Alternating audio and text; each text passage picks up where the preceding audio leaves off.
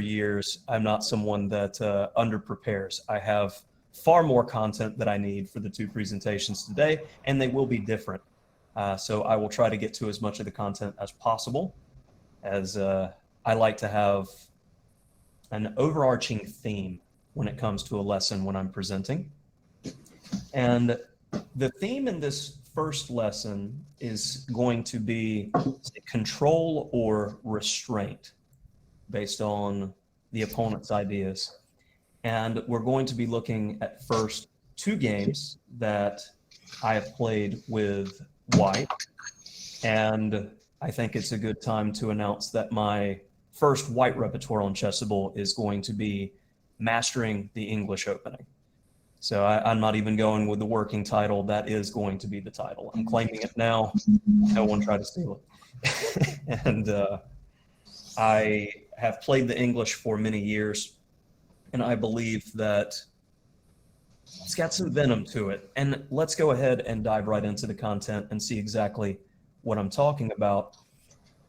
And I use a different move order from the pure English, but we get the 4 knights. And typically, symmetrical positions in chess, when you check the database, say with e4, e5 positions or d4, d5 positions, white scoring about 6% or so better. I find it interesting with the English symmetrical that white scoring 10 to 12% better depending upon the position. And once we get to the main position here, recently, Gawain Jones recommended d6 here in his lifetime repertoire on the King's Indian. That's a story for another day. C takes d4 at this point, and knight takes. I believe that black already has difficulties here in this position, finding a line that fully equalizes. And we have a key moment. And I've gotten this question before, especially from my students who are, say, under 1,400, because on playing sites like chess.com and Lichess, Chess24 as well, you find that you're facing things that aren't in the opening books. They're odd systems or very, very basic systems over and over and over until you get to a certain rating cast, we'll say. Well, I feel that it's immensely important to understand the main line in a given position first before studying anything else. Because if you understand the main line, that is the perfect scenario, so to speak, of what both sides should be doing. And if you understand the memory markers, the term I like to use often in my text, of the structure, then when something changes in the structure, you can critically think, use that comparison, and try to take advantage of the change. So in the main line in this position for black, for context, is it going for me? Oh, a6 was played in the game. There we are. Knight takes d4 is the main line, scoring 63% win for white in the database. And queen b3 is important in order to get off the long diagonal. Bishop b2 is a very flexible move to stop queen a5 ideas. And there's subtle memory markers, like if you play rook d1, that's an issue because after bishop f5, e4, bishop g4, the rook will be hit and you'll waste a tempo. So you want to play a little bit flexibly. And the plan for black generally is to play for b5. So we'll go a few more moves here to show an idea from Grishuk that I really liked with bishop f4, because it is directly playing against that idea of b5 as b5 is met by c5. And that follows a game from 2008. Well, let's get back to the main game. Now that we understand what black is playing for, we'll have a6. And I get delighted when my opponent plays this move, and it's actually happened in 3 tournament games that I've had throughout the years that I've played the English. And from an objective standpoint, the game is already lost for black. So this is, I mean, a bold statement, but why? What is the key idea for white at this point? And I think it's a good time to try out the quiz feature And I am going to go ahead and give you 30 seconds, and you should have a quiz popping up. And as you have the opportunity to answer, I can see who's getting it right, who's getting it wrong, and the why and why not. Okay. So the chat is blocked. Oh, the chat is blocked. Luciana, help us out with that, please. Yes, the chat is blocked while the quiz is in progress. Well, I don't see anything where I can answer.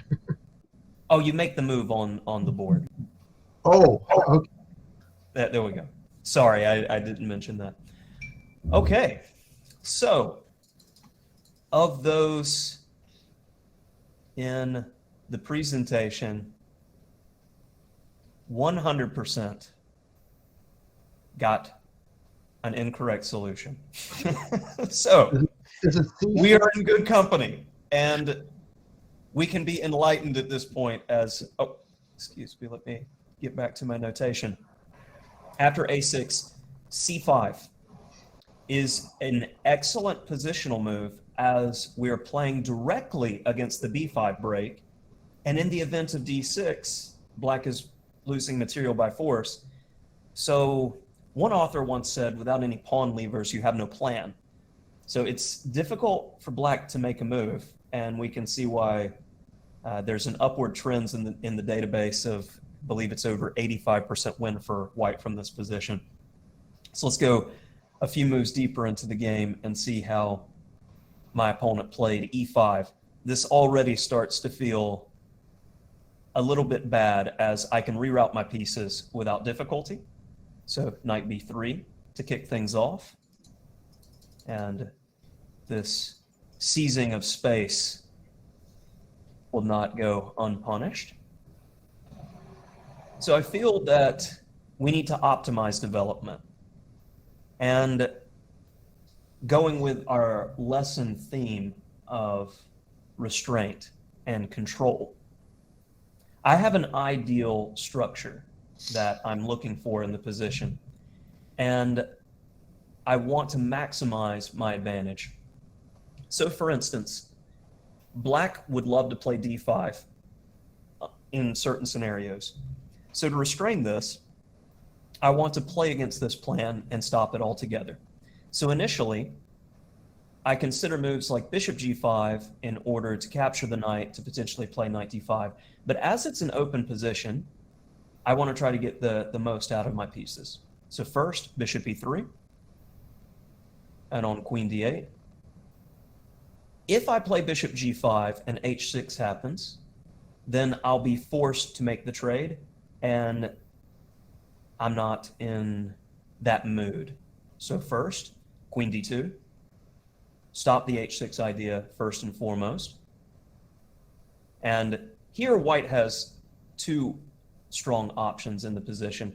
I had a certain mindset when playing this game. I remember over the board, I looked at knight c5, which is a strong continuation, but I had in my mind queen d2, I had the plan. I know the plan is good. I'm sticking to the plan, as it's quite difficult for black to get out of the situation.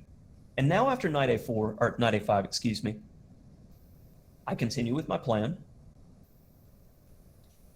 And once a few captures take place, even though the b pawns are doubled, the a6 pawn is now a target. We have the bishop pair in an open position, and it's as if black's pieces are there, but they can't do anything. So we're going to slowly build up the pressure in this position. So rook b8, we'll take the free one, rook b6. And I think, for instance, when I was recording Mastering Chess Middle Games by Penchenko, there were many positions of this sort in the middle game. And for the most part, you would keep the bishop pair here, but I felt quite confident through simplification I could win the game, and I'm not going to be able to maintain the tension much longer. So I decide first to get my last piece into the game. And once the pin is broken, we reach a same color bishop ending. Or opposite color bishop rather. And opposite color bishop endings are notoriously drawish when it is the pure bishops. I've in fact drawn games where I'm 2 pawns up in bishop of opposite color, but with heavy pieces on the board, it does make a significant difference with how to play the position. So we want to get every last drop of counterplay that we can get. So first, rook d1, as I want to make sure that this potential weakness on d7 is being eyed. And after rook d8, queen d3, a subtle move. And I think this is one of those times where people get in a hurry when they're playing these types of positions, because I have a very, very distinct idea. First, notice the placement of this bishop. This bishop can get no stronger, and it's eyeing the f7 pawn.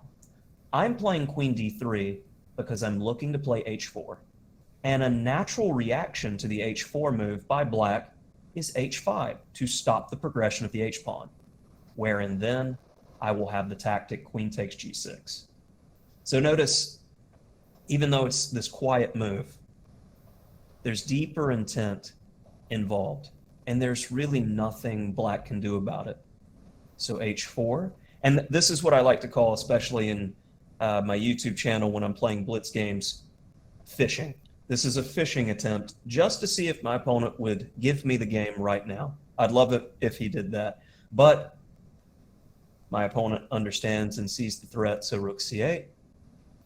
And I don't want to trade. All of my pieces are better than their counterparts. So we're going to shut that down and continually make threats and squeeze in the position.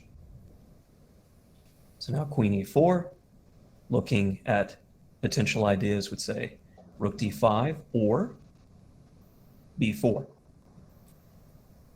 Passed pawns must be pushed. We begin to slowly use the majority. b5. And b4 definitely could work again, and I believe it's the engine's first choice, but you can play b4 at any point in time. Again, black has nothing to do. There is no rush. So I simply anchor the bishop, and h5 can be played since the king is no longer under the pin on the f-pawn. So targets. And we've taken away the c5 square from the queen. Black now feels the squeeze, and much like that boa constrictor style that Karpov used, you get to the point to where you lash out because you have nothing else you can do. My opponent reached that point because I believe he was starting to get mass time pressure at this point. So we go into this ending, and I've had everything under control the entire game. And my perspective in playing these types of positions, how can we completely kill counterplay? And I believe it's a good time for another quiz in the position after the following move. I first play b7, and now queen f6. So let's get a quiz going. And we've got 30 seconds on the clock. Remember, you can make your moves on the board, and go.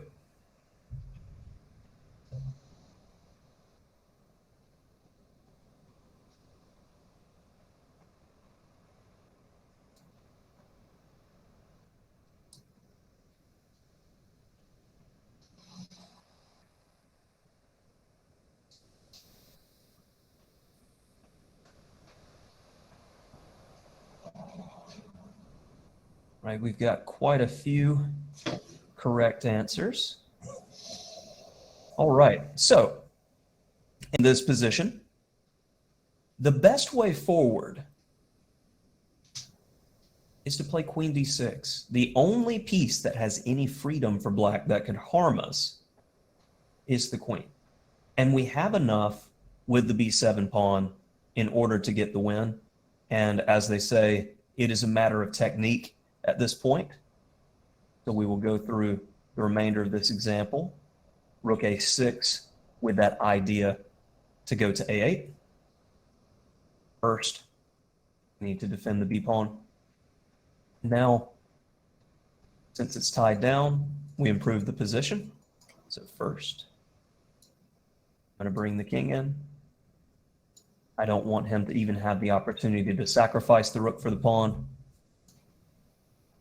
Bishop is anchored forever, and my king has a direct path up and into the game.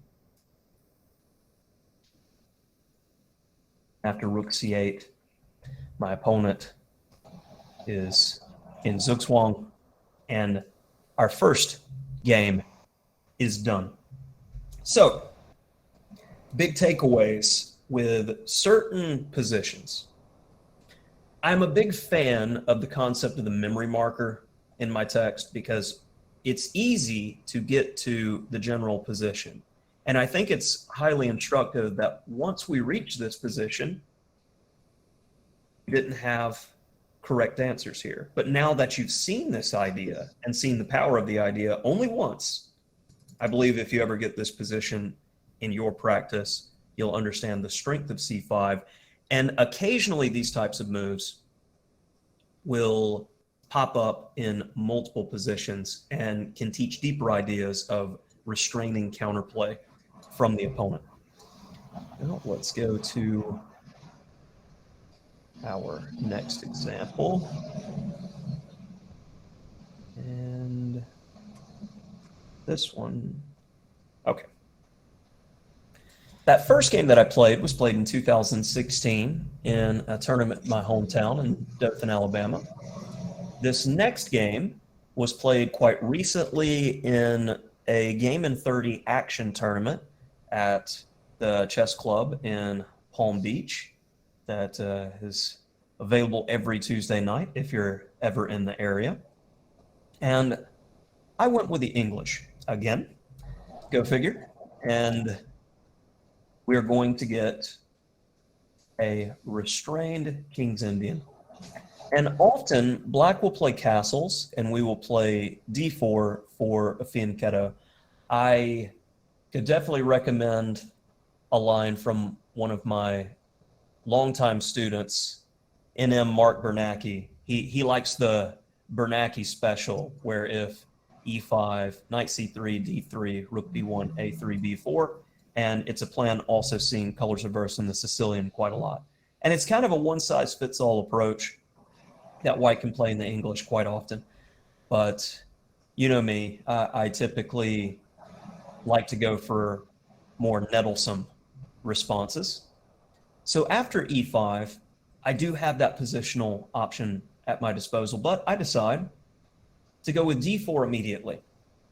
And after studying this pawn structure for black quite a bit, reaching here, I'm already quite confident in my chances to win the game, because this pawn structure is not optimal for black by any means. And as I've been a King's Indian player for many years as well, I learned from experience that this occurs in the Philidor as well. When there's an early e takes d4, it can be difficult to achieve counterplay for black.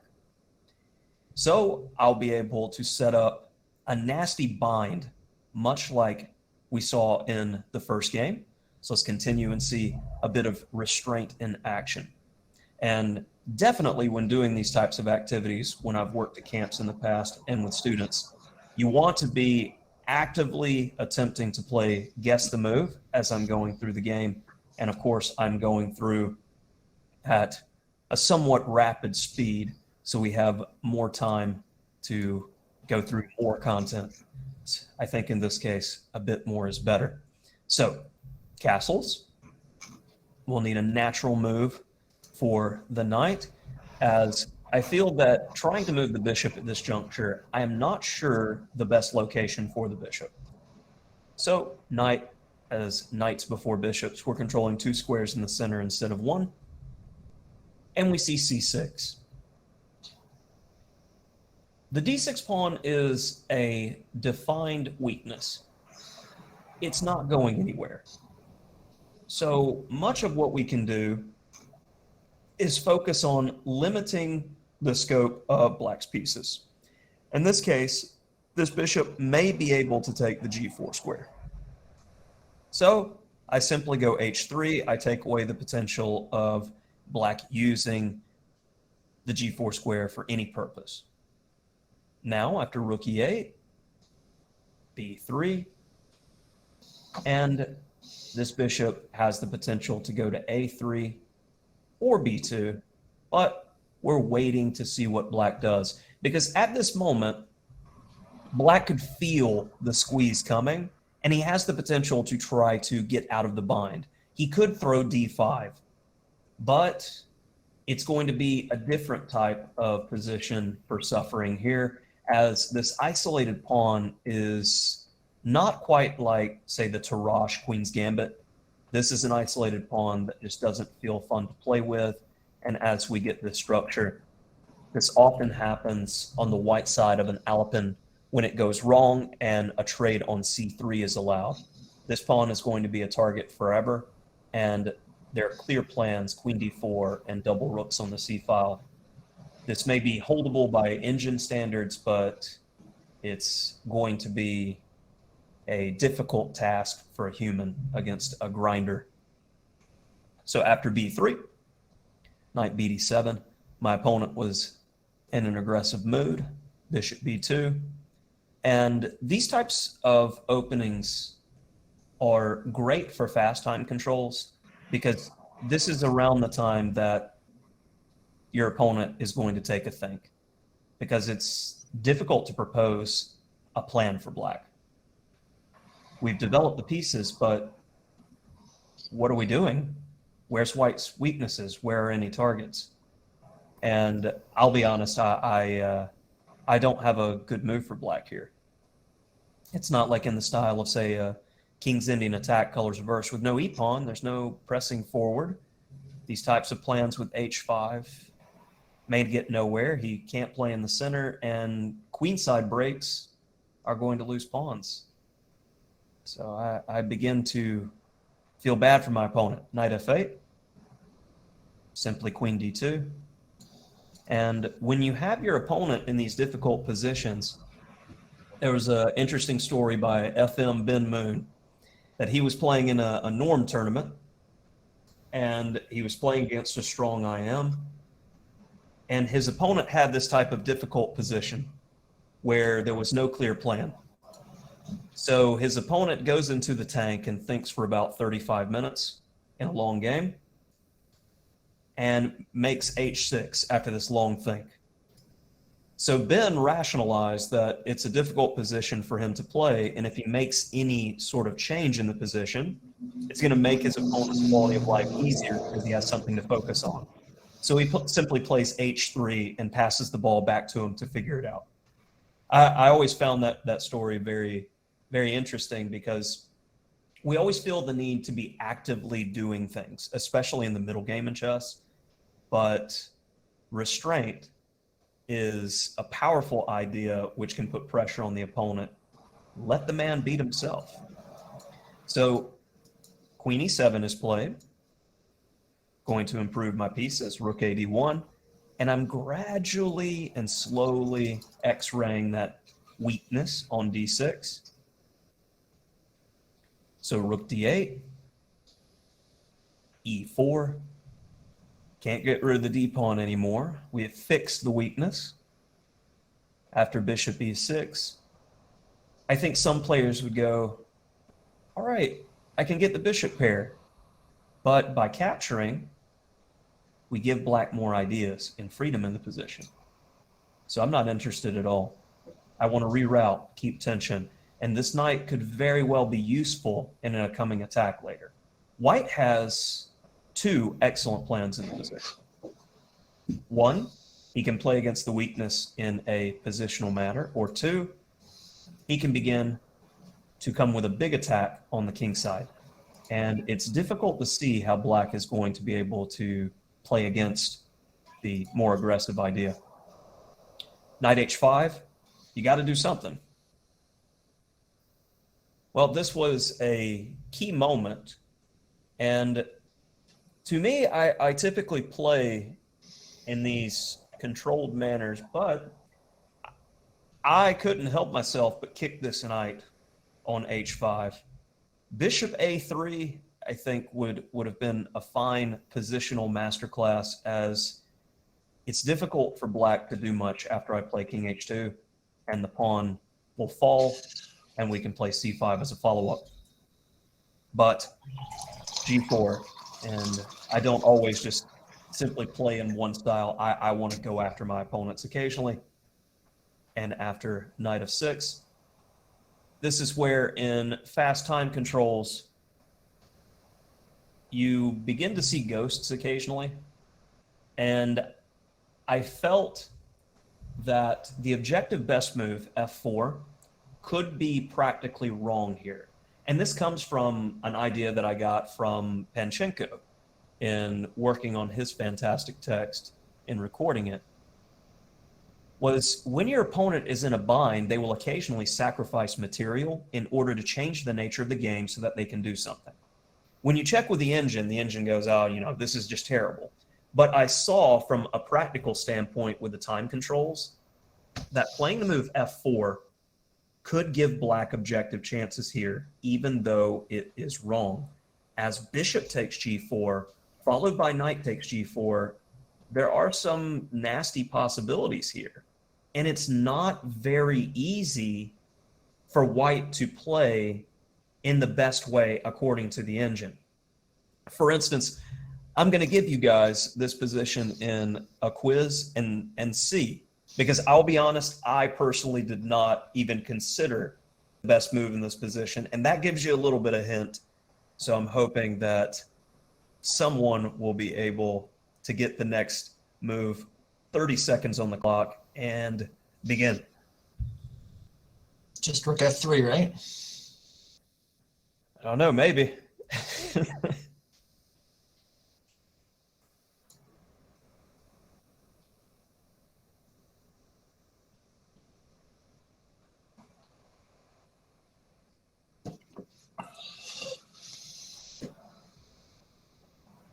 It's interesting. I considered many of the moves in the game. This was probably my only think in the game. And do not feel bad, as 100% missed this one, including the presenter in the over the board game, as the best move is actually bishop h3 to harass the knight. So if queen h4, then the rook f3 idea. But even if I envision this position, this doesn't seem so comfortable, but I believe the engine gives it like +3 for white. But why in a fast time control game would you put yourself in an uncomfortable situation if you don't have to?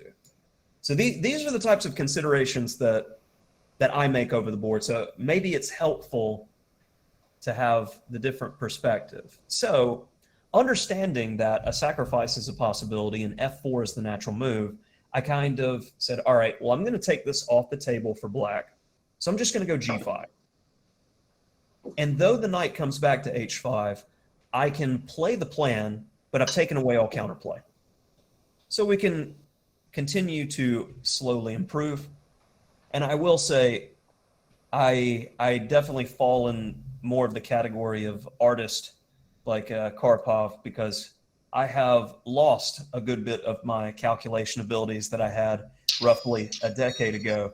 So I will miss things. After queen d7, we do have the very strong move here in f5.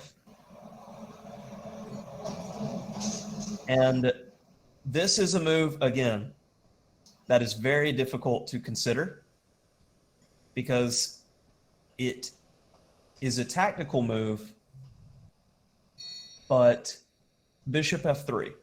It's so hard to think of these types of weird moves because the knight's just simply out of squares. But I found that line interesting when I was analyzing after the fact. Being that I didn't see this and my opponent is making a direct threat, I look to prepare f5 and stop this threat. So queen d3. And after f5, so my opponent is running out of ideas, takes. f5.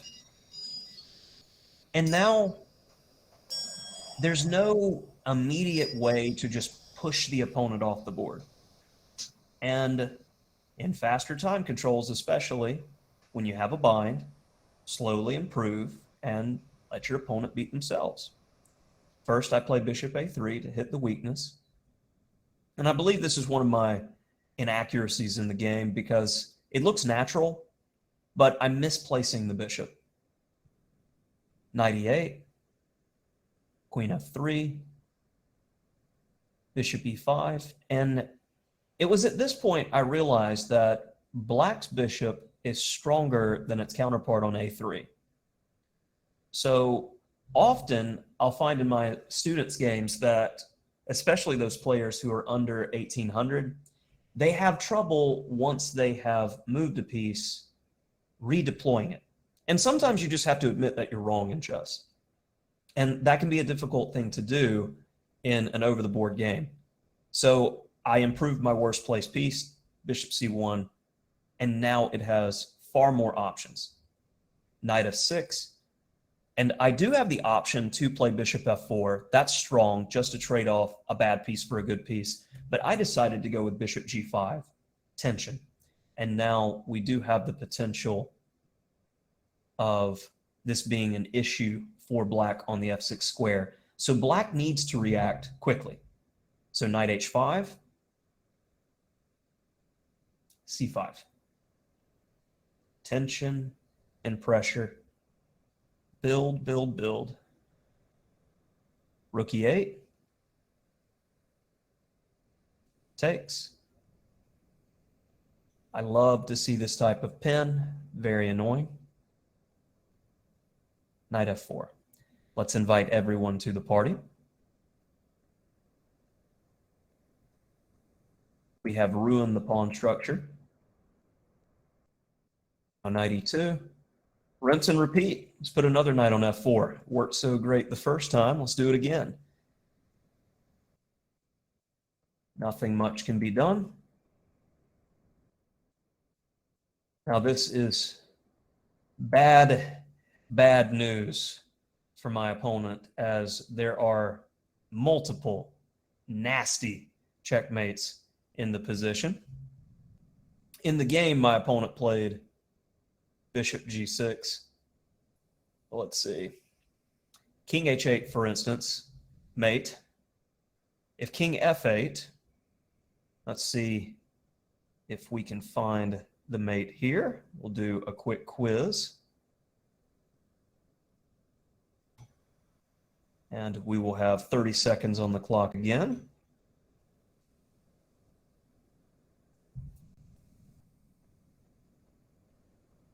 Remember to be looking for our most aggressive and forcing moves when solving tactics, checks, captures, threats. Roughly 10 seconds left.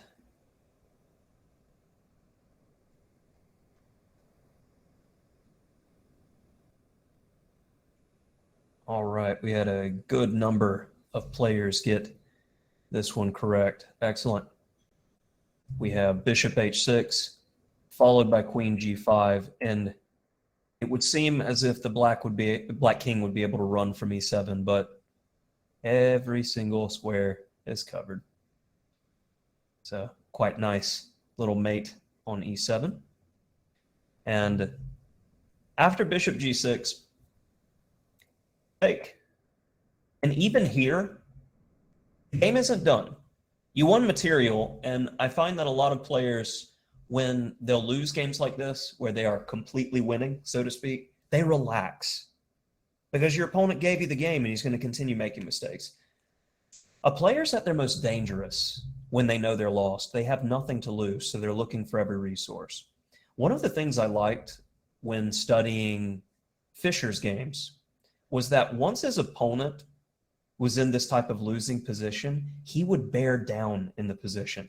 Like when there's blood in the water for a shark, it was as if he felt that the player sitting across from him did not deserve to play the rest of the game, and he wanted to get it done as efficiently as possible. One of the practices that I have when I get this type of winning position is I'll get up, walk away from the board, clear my head, sit back down, and I want to be able, when I analyze the game afterwards, to compare my moves to the engine in this winning position and get as accurate as I can possibly make it. And I found I'm a lot more effective in these positions. I save energy and time in tournaments, and that's just a practical thing at this point. So when you're up material, you want to trade down, but trade down in a way which is limiting opponents' counterplay and trading their good pieces for your bad ones. Well, in this case, we have the pin, and I capture on h5 saying, would you like to trade queens? If you don't, I'm going to play knight f6. So I'm forcing black's hand. Once the queen is gone, my open king has no danger. And now I'm not in the trading business. So knight f5, and my opponent ran out of time here, as it's just impossible to find decent moves in this position. So it can definitely be quite difficult at times to play certain positions.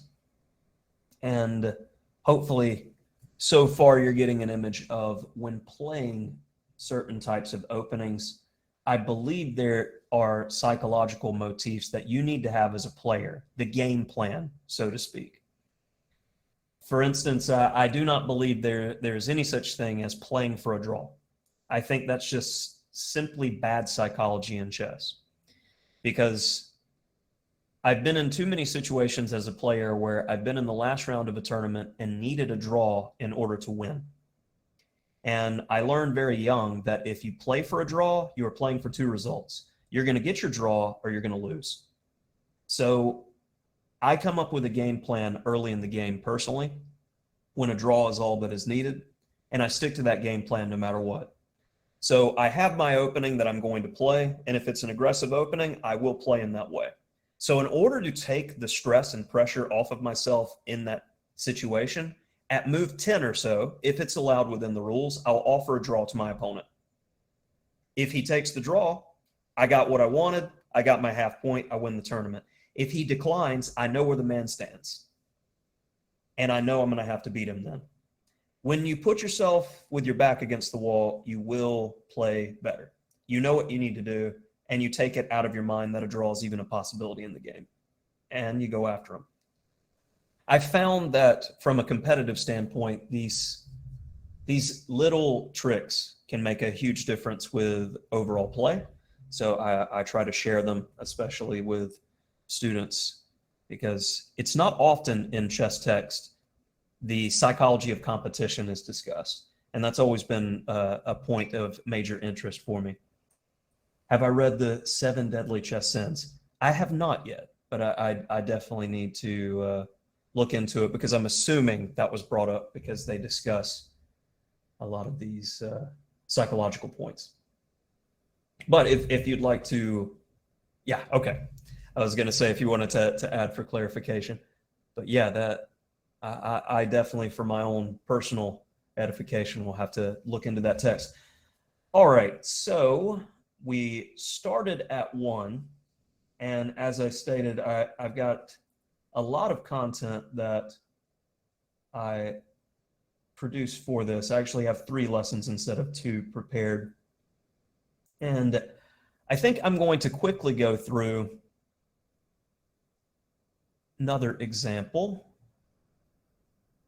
before we get a little bit of Q&A in. What time is it in Tatooine? I've got 1:42. So I'm going to try to get through some of these things in 8 minutes. So I've got this example, which for my Alekhine players, this should look quite familiar. If you play the c takes d6 exchange variation, And this is a critical moment in understanding the plan and structure. And this would be a defining memory marker in the position. So I'm going to give you guys a quiz in this position after I've made white's move, of course, because let's be fair, B3, quiz, and 30 seconds on the clock. What move should black make? And we will discuss the why. I see we have some Alekhine players in the chat here, and I'll definitely give credit to Smithy. It was not first choice, but yeah, I'll give you full credit. Let's see. Okay. So what I have as the main solution is D5. We change the character of the pawn structure. So this follows a game that I played in 2008, long before I was a master or Chessable author or teacher. We have vacated the C8 square for the bishop. And what I want you to see is, even though we've given up the bishop pair, notice how all of our minor pieces come to bear on the weakness in the center. When you have perfect harmony with your position, things are definitely going right. And this is defined as the ideal or dream Alekhine position. And I've gotten it so frequently in my games, it is disturbing. And this is why I love the Alekhine, as since its frequency of occurrence in E4 games is much lower than the Sicilian, symmetrical king pawn, Caro-Kann, and French, you will have very strong players walk into this because they were simply playing natural moves. And Queen D2 was played. Must do something about this. And this is a line that I have in my course. We have a nice double threat here, Bishop G5. It's always nice to practice what you preach, so to speak. And at this point, it was a trade down job, and I went on to win the game without difficulty.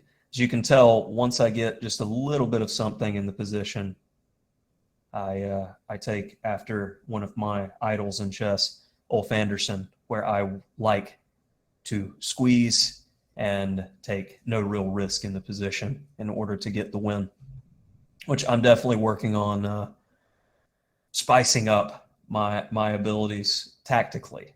I'm definitely going to be investing in woodpecker method time and getting fresh, so I'm not missing as many of these simple one movers. My long-term planning and my opening preparation is good, but I would say that is my personal weakest area. And I feel that all chess players need to constantly reflect and stay in tune where they're strong and weak in order to work on that. And one of those elements is definitely psychology of competition. And that goes along with assuring you're eating the right things, sleeping appropriately, trying to limit anxiety. If you're relaxed before an event and playing your game, you're going to play far much better. One of those interesting psychological principles I found with my students was, when you go to make a move in a tournament game and you physically release the piece and you immediately see what you should have done, you are putting way too much pressure on yourself and have far too much tension on yourself. So you need to get up, walk around a little bit, and relax, because when that happens, that's exactly why. You're just putting far too much pressure and tension on yourself. So those types of tricks, I often pace the tournament hall. When I wear my Fitbit, I think I walk more in a tournament day than I do in a working day. So as we have about 10 minutes left at this point, I wanted to open the floor for any questions that you guys have. We'll say appropriate questions. They don't necessarily have to be related to chess or content, as I was told that occasionally you guys like to ask personal questions and stuff, and I'm game. I'm open to answer general questions. So Feel free at this point, as we only have about 10 minutes left. You have the floor, and hopefully I see some of you guys in the next session, as it will be starting after I have a lunch break, and we can have, Luciana, am I cutting short here? That I have an extra 30 minutes? That's right. Oh, good. I can do my example that went along with this. I thought, well, hold the questions. Let's go a little bit deeper in content. I had an Alekhine game that I wanted to show that went along with this lesson, and then we'll do the Q&A. I was trying to keep myself on task. That was my many years as an educator showing. I like to land the plane on a note instead of being in the middle of the lesson and pick up next time. I always hated that when I was a student. Okay, so let's get back to an Alekhine game. And this was a casual blitz game that I played, but it again goes along with structure and why it's important to have knowledge of different pawn structures and how to play them. And after writing Master the French Defense in my first text, I then work on the Alekhine, and I start finding that many of the sidelines in the Alekhine have a very French-like flavor. Mm. And we'll see it in this game. Capture on C3, and D takes C3 and B takes C3 have very different flavors. So if you're studying and you have a branching point like this, I definitely like to define these moments again as memory markers.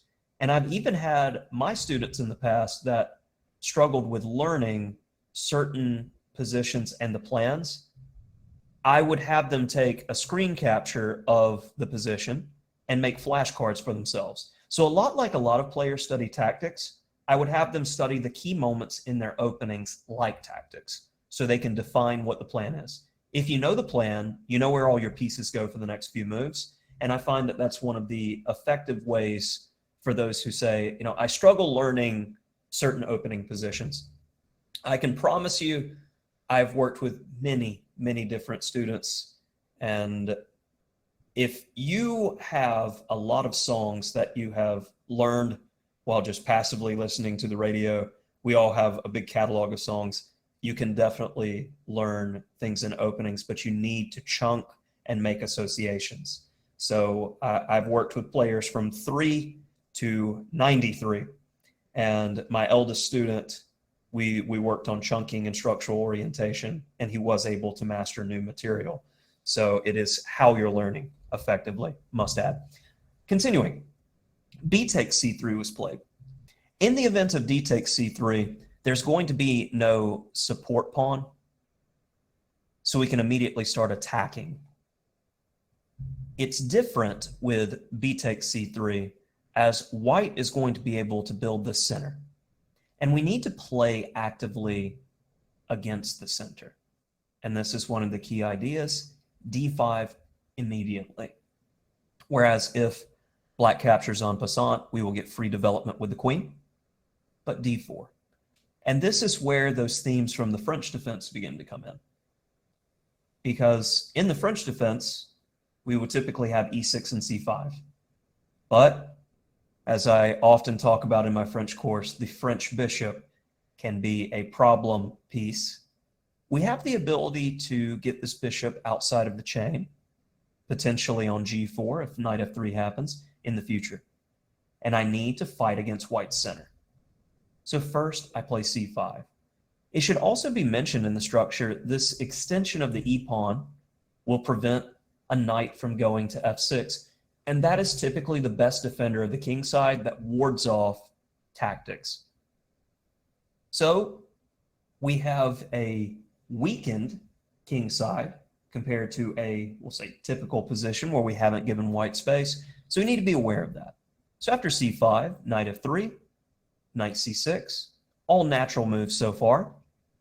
And I only have this mentioned as a sideline in the Alekhine course. And this follows a game from Lev Albert from 1978, one of the champions of the Alekhine defense. In the game, bishop e2 was played, and bishop g4. We close the structure, and generally, black has a decent edge, easy development, clear plan of improvement, and black went on to win. My opponent in the game played bishop d3, and I had no memory of this. So, as this is a casual 3-minute game, I then began to reflect on when I recorded the winnower. And I personally am not a winnower player. The winnower is a risk-taking opening, and I have more of a positional style as I've gotten older, and I like to be in control in the positions. Winnower positions can get away from you unless you're a strong calculator, but you often have these double pawns in the winnower, and this bishop is well placed. So, after bishop g4 and e6, I define the structure with c4. And after c4 is played, it then creates a position where if I castle on the same wing as my opponent, he undoubtedly is going to have an edge. But if I castle on the opposite wing, can white ever do anything to attack me? You have the b file, but b6. If you try to crack it open with the a pawn, I can sit a knight there. So in opposite side castling positions, whoever breaks through is typically going to be the winner. And if I can clearly see how my opponent has no attack, the game is essentially already over. It's only a matter of technique.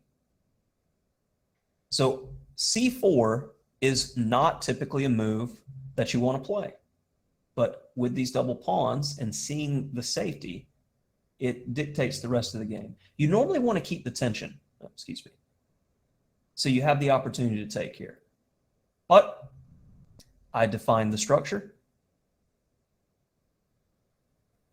Queen c7. And should we capture? Typically, we would in the structure if we were trying to undermine the center. In this case, tension. Now knight g5.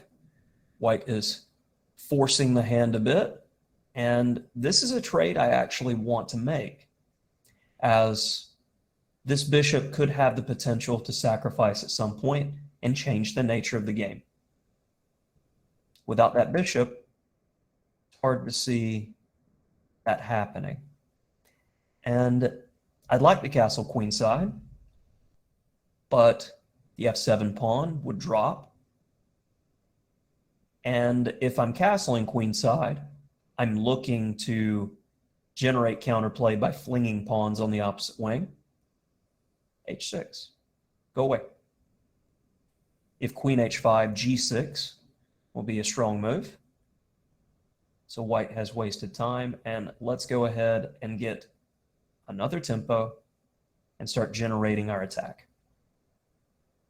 So after bishop e3, we go long. a4.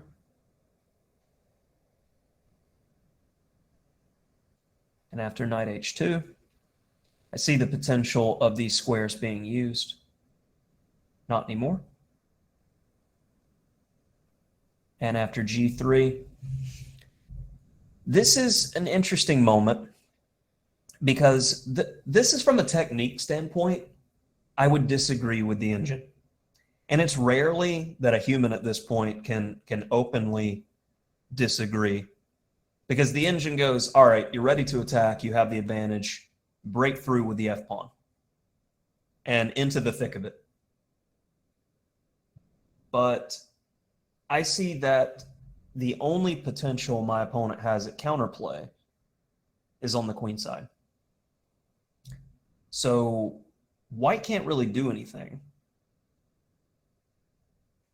Knight a5. b6. No entry, no counterplay. The rooks are just there. Here, white needs to find that the only way he could get counterplay in the position is to play for the f4 break and hope for the best. If you don't find this, you have no plan. And it was clear to me that my opponent didn't have a plan. So what do? Do I rush the push of the f-pawn? You know, when your opponent is busy making mistakes, don't interrupt him. That's one of my rules. So king b7, king a8, I slowly improve just to see if he'll make any change to make his situation worse. Only now do I protect the e-pawn before playing f5 because I don't want any weaknesses. And now we finally get the attack going. And I think this element of patience is lacking in a lot of chess players, which is why they'll plateau or get stuck at certain levels.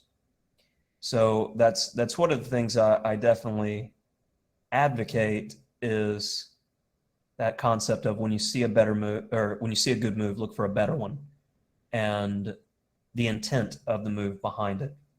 If your opponent is struggling, keep the tension on your opponent as long as possible. Now, e takes f6 occurs. The natural bishop takes f6. Now, rook b2.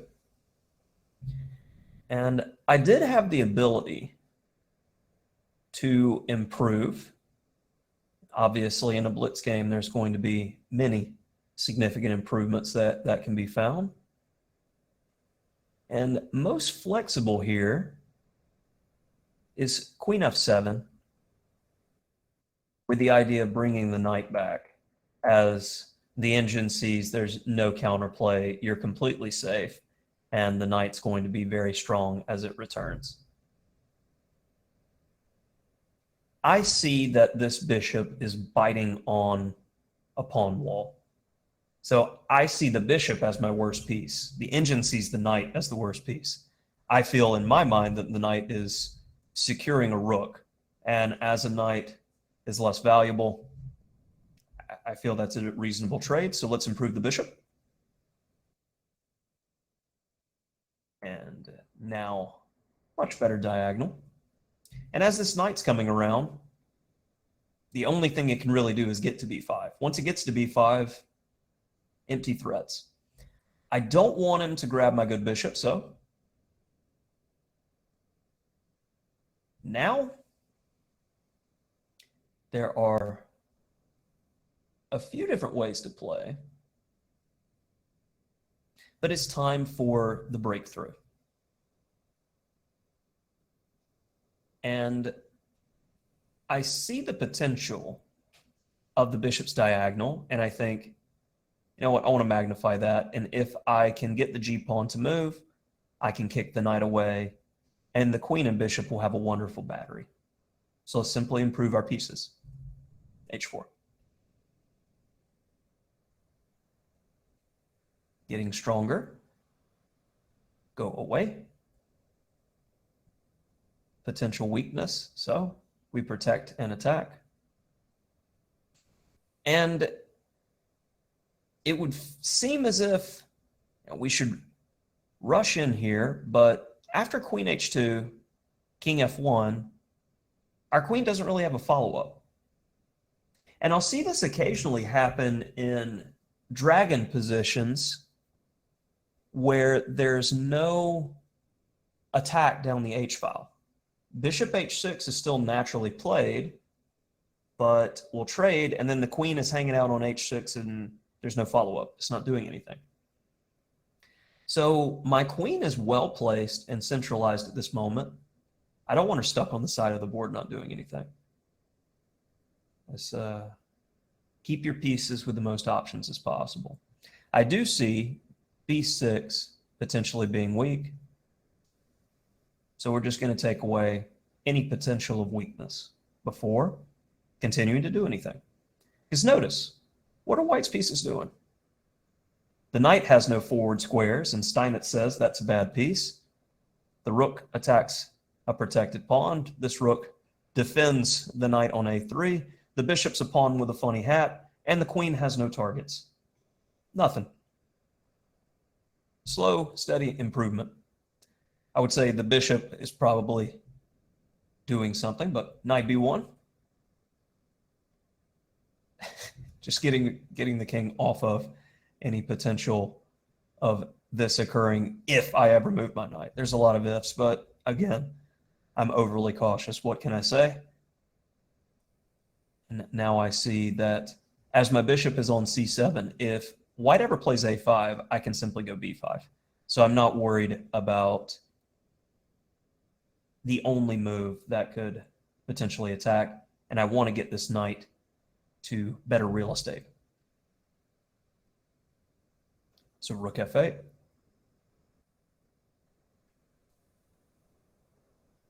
Make sure that we don't hang a pawn. And now I want to organize my pieces in a way to break through. And at this point, I would say my opponent and I both had roughly a minute left on the clock.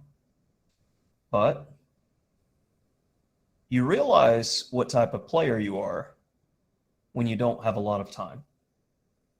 So I often get questions on style as a player, and I like to use the term fingerprint, because if you just try to emulate another chess player style randomly, it often won't be beneficial unless you choose someone that has the same problem-solving style that you do. And if you find a player like that, and I have a few players that every tournament they play in, I love to study every game that they play. And it was an amazing compliment to me. I had a student recently who watches all of, he has all my content, watches everything I produce on YouTube. He sent me a message on Lichess, and he says, I just started reading a best games text on Ulf Anderson, and I never studied any of his games before, but I feel like I'm looking at your games when studying. So once you find your style as a player, you magnify it. You don't stay in denial. Some players are meant to play solidly. Some players are creative geniuses and are meant to play very aggressive chess. So I think it's important to ask those questions, because I was a serial opening hopper when I was young. And you can even take aggressive openings like the King's Indian and play them with a positional flair. So the opening is just a part of it. But the way you play the middle game and the way you problem solve, I think that is of significant importance when deciding how you should play chess. And that's why I provide options in my opening text, as you know. So my opponent goes back, and I want to get a battery going on the only open file. So first, I need to defend the g-pawn. So I'm just going to casually move the queen. That opens up the square for the knight. We've defended the g-pawn. We've got good piece harmony. I would like to play knight e4 under certain circumstances. I go queen g6 first, just to test and see if he's going knight f1, knight d2. That's one of those things that you'll see when the opponent's getting low on time and they don't want to make any decisions. And one of the things I appreciate about studying great players like Tal, who sacrifice pieces. In modern day, when we look at a lot of the classical games, the engine's like, well, this is better. And it's very easy to write off better play. But again, psychology of competition. When you look at many of Tal's sacrifices that may not be objectively correct, look at the move number that it was played on. Consider the time controls that they were using.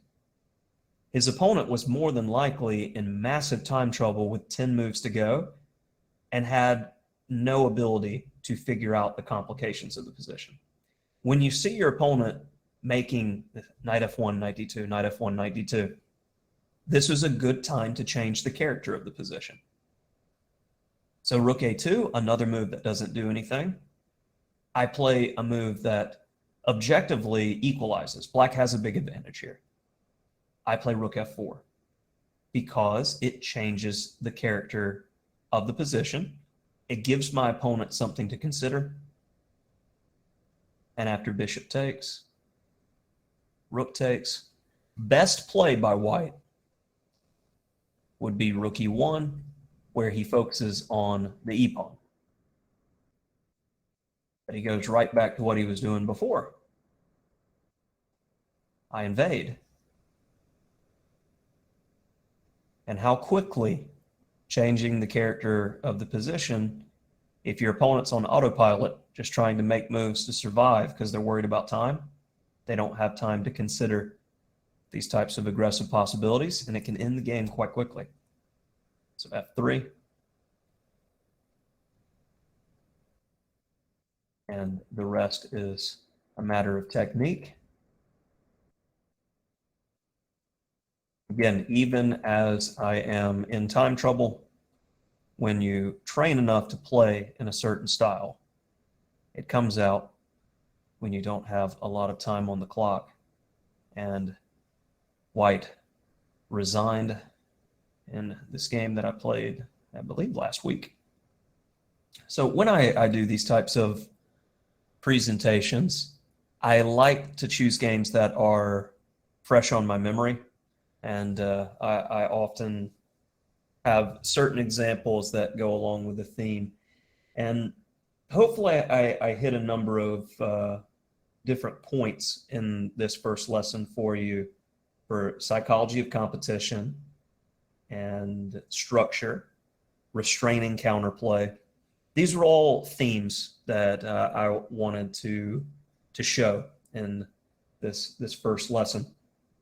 And I think we did pretty well with the timing going through content, even though I've got about 20 more minutes. Now I would start to run into my content for the next session if I went any further. So I will go ahead and open the floor now for questions. Put out a lot of content, Chessable, YouTube, Patreon. How do you keep organized? Any tips for organization? Absolutely. I not only use my phone calendar, but I mean, you can see even with my lesson that I have here, if it doesn't disappear, I've got a point by point to keep me on track. And that is essential when you're as busy as I am. I mean, I just got back from middle school nationals. A few weeks before that, I was at high school nationals. And a few weeks in the future, I'll be at elementary nationals doing game analysis for the students, and potentially Vegas after that. So I'm constantly traveling, constantly working on projects, and I'm preparing to try to get a FIDE title in my future. So I have to be extremely regimented. So one of the tidbits of advice that I got when I was in graduate school was to schedule free time. I mean, no question, I'm a workaholic. But one of the things that I learned personally, and I've gotten a lot more enjoyment, I would say, out of life in general, is once a month I plan a personal trip and I don't do any work. You have to have a work-life balance. And I do love my work, but I have to take at least one weekend off a month where I don't do anything. And as you see so much content right now with me working ahead, I've recorded almost 4 months in advance content for my YouTube channel, and I have a video come out daily. Because the following month, I plan to take a full month off where I'm not creating or editing any content. I'll do my normal answering questions that I always do, but I'm going to be personally training. And in order to push yourself to the next level, to me, you can't miss a day. You have to actively be working and grinding to get better. And you have to be working on different parts of the game. Much like going to the gym, if you only work out your arms, you're only going to see benefits in one area. So you need to work in all areas in order to improve in chess, and specifically focus on your weakness. And if you have trouble reflecting on what your personal weaknesses are, that's where I would recommend getting a coach briefly to identify those weaknesses for you, to be able to focus in on what you should be working on personally for improvement. Good question.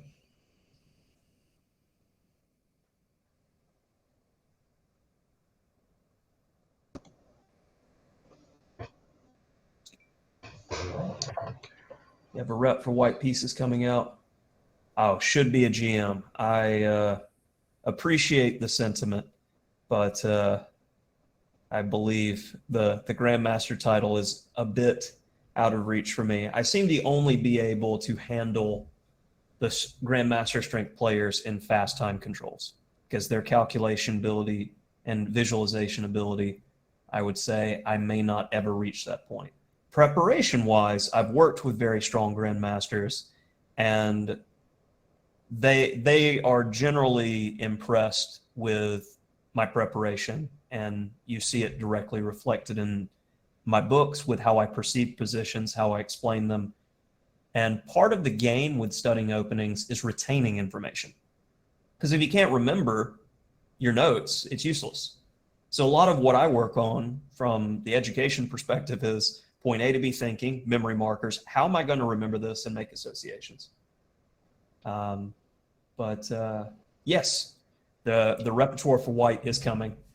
I have no release date on it yet because I more than likely will be using it in upcoming tournaments. And once I'm finished with my European tour, so to speak, during the summer, shortly after that, I would like to be able to show games from the tournaments that I'm playing and showcase them with the ideas.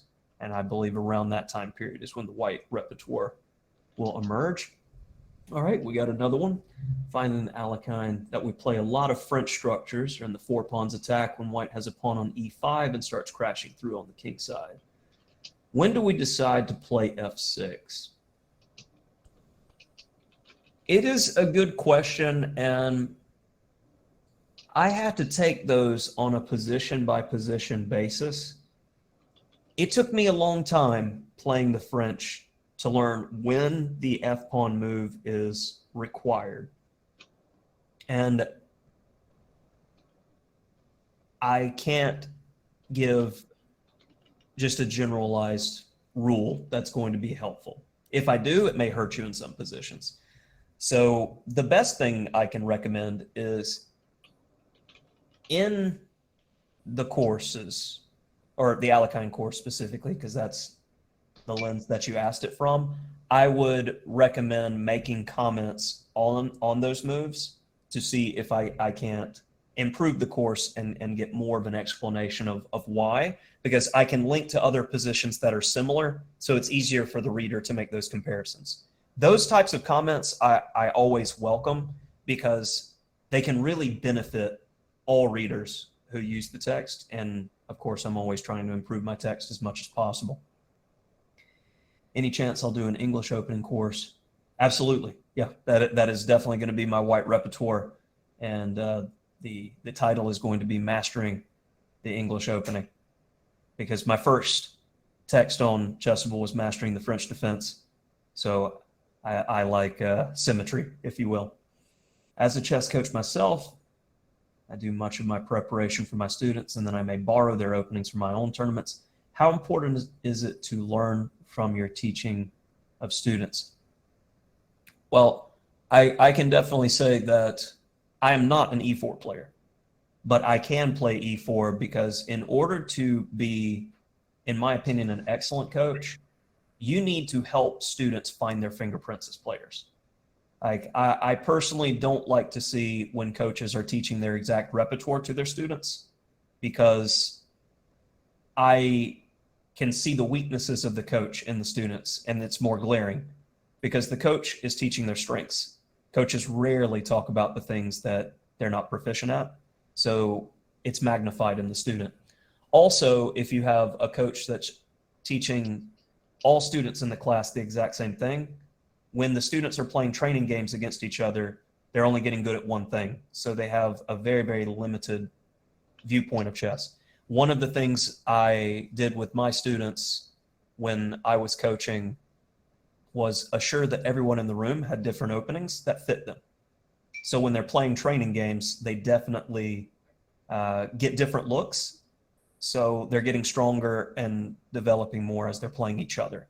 And as a U.S. chess tournament director as well, in order to get them to the point that they weren't scared to put it on the line, I had them playing tournament games once a week against each other in quads, and the quads would change based off their ratings. So you get to the point to where if you can create fearless students, even if they're lower rated than the top schools in the country, you got some dangerous students on your hands.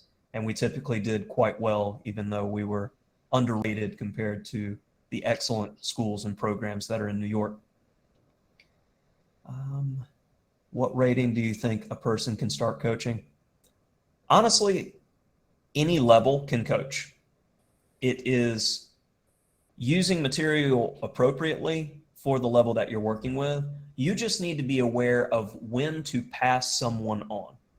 I've been able to coach students from unrated to national master. But as I have not pressed past national master myself, I haven't walked the path, so it would be difficult for me to tell someone how to walk the path. It's guesswork. So that's where I believe a stronger player is needed at that point. But for instance, with my company, Palm Beach Chess, I have a number of coaches who work for me, and I have a 1200 rated player who is excellent working with those who are brand new to chess. He gets the young ones especially very excited about the game, and he teaches the fundamentals the same way that I do. So you don't need a grandmaster to teach fundamentals, and you don't even need a national master, honestly. So it depends on the content that's being taught, I would say. Finding your style, and finding a player to follow.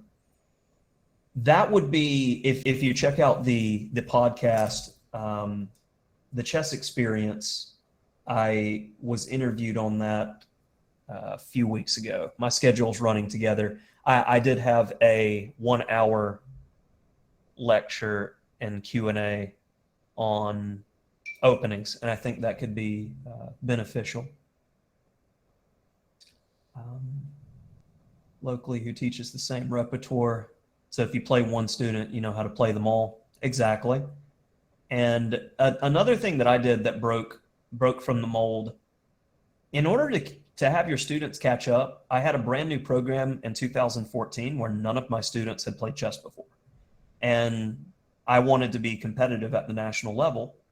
So what I noticed with all the classical text, everyone starts off playing e4, e5, and they're all these playing for quick f7 tactics. I'm like, well, this is nonsensical. And from my perspective as a teacher, whoever's better at doing the tactics is going to win games. So whoever has the most experience wins.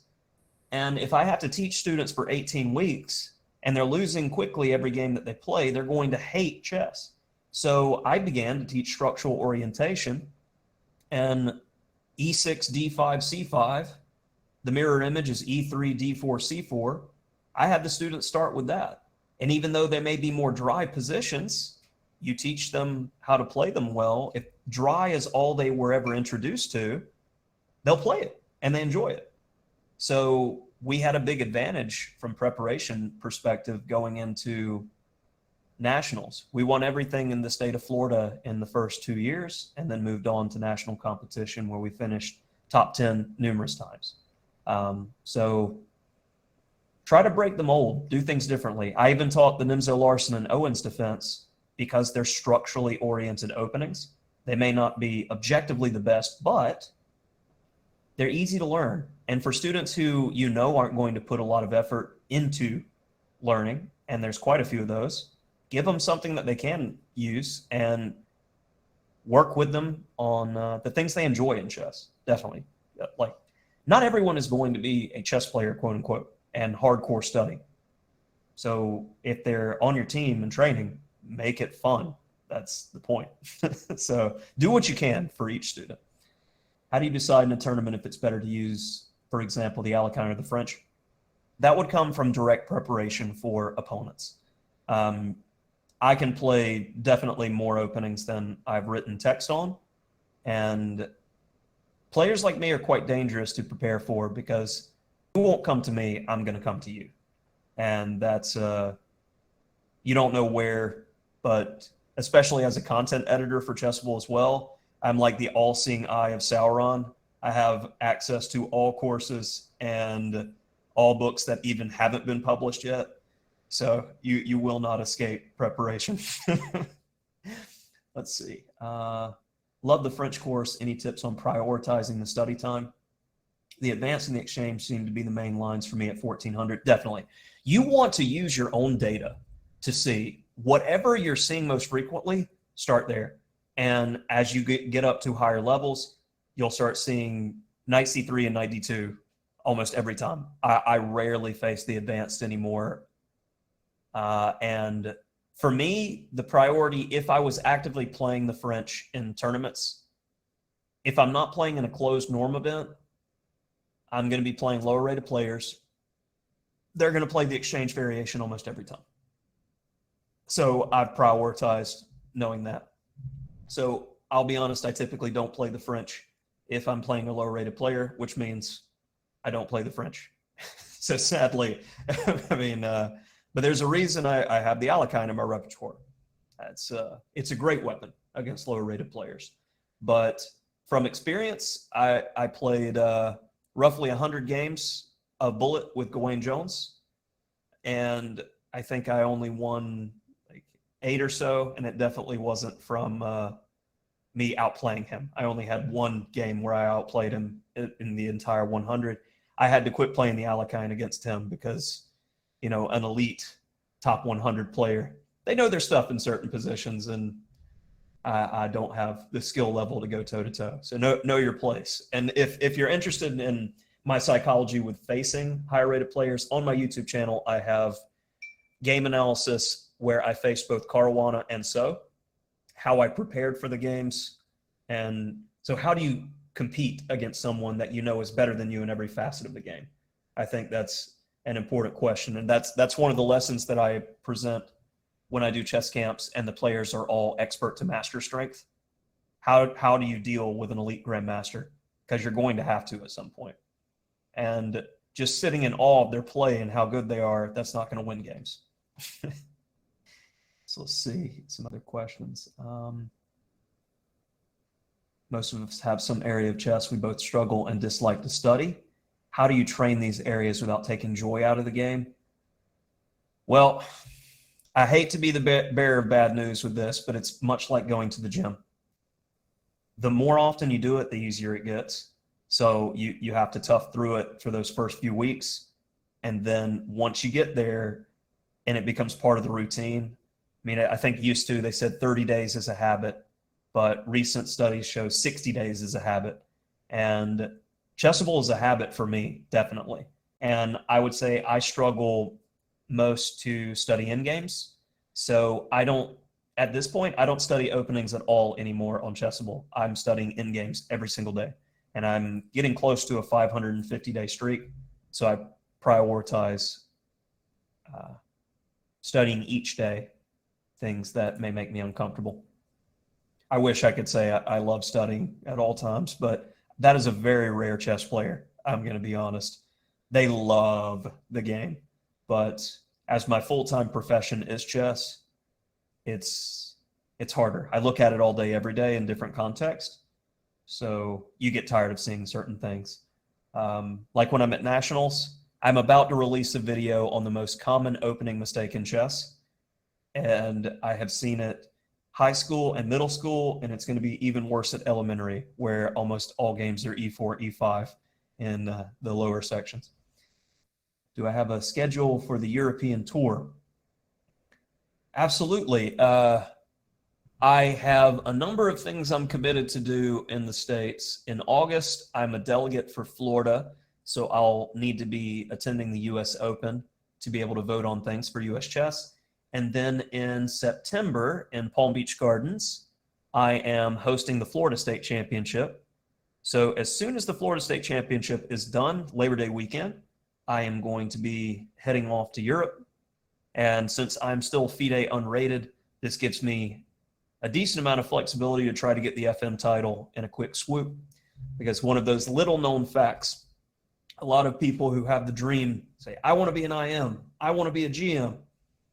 Well, I found out about 10 years ago that norm tournaments are really expensive. And FIDE has all of these interesting rules where they only allow you to play one game a day in norm tournaments at certain time controls. So you need to score, say, 7 out of 9 in order to get a norm. You need 3 norms for the title. Everyone in the field is just as good, if not better than you are. And that means you have the flight there. You have, say, 10 days hotel stay. You have an entry fee that's normally between $500 and $1,000. And the kicker, after all of the expenses, there's no prizes in norm tournaments. So begin to understand why many chess players go, I think I'm pretty satisfied with the NM title. Thankfully, I work for an amazing company who understands and appreciates having a little more in the tank as I'm 34 and I have ambition to get that FM title. I'll be honest that tournament competition is stressful for me. I much prefer coaching and analyzing games and doing lessons like this. So I do not have a long-term plan to compete past this year. This is my last hurrah, so to speak. So I'm going to be giving 100% effort in my training, doing the Fisher style, shutting myself out and working very hard. How difficult was it to obtain the NM title? In my case, I would say it really depends on your demographics and who you have access to, who you can play on a regular basis. In Alabama growing up, there weren't any really strong players. We had one master in the state. And I had to develop a certain type of style in order to not lose games. Because when you're mostly playing against low-rated players every time you sit down, you got to win. And the first time I worked with Grandmaster Serper at Emory Castle Chess Camp, he looked at my game and was like, what's wrong with you? What do you mean? Because, well, with white, you're playing very solidly, and with black, you're playing very, very aggressively. So you mean to tell me you sit down and play 4 hours with one mindset, and then the next game you have another 4 hours with a completely different mindset? And he gave me some Russian term, which basically indicated that I would go nuts if I kept doing that. So that was my first lesson on really style as a chess player, as a teenager, because I'd not worked with strong players, and I began to make adjustments after that conversation. And oftentimes, a conversation is really all it takes with a strong player to set you on the right track for learning. So I believe we are coming close to the end of this session. It is on the half hour. So Luciana, what should I do? Okay. I appreciate everyone taking the time off their schedule and joining in the masterclass today. I really hope I have the opportunity to do this again. Like I said, I would like to have a Batman day if Chessable would be so willing. I appreciate all of the well wishes, and as you all know, if you have questions, comments, I answer them. So send them to me, and I have a series going on my YouTube channel doing viewer game analysis. So if you have a game that you're really stuck on, check the video. I've got my email there. You can contact me directly, and I can't promise I get to all games, but the ones that are interesting to me and I feel are instructive, I analyze and they get on the channel. But as I'm 4 months ahead in content, it takes a while before you see it. So again, thank you guys very much, and hopefully we will see some of you in the next class after I have a steak for lunch, because I'm just in that mindset today. Thank you.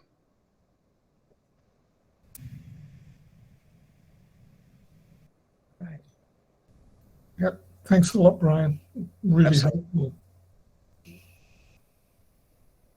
And Luciana, at this point, do I end the session? And No, I don't think it will let you because I'm still.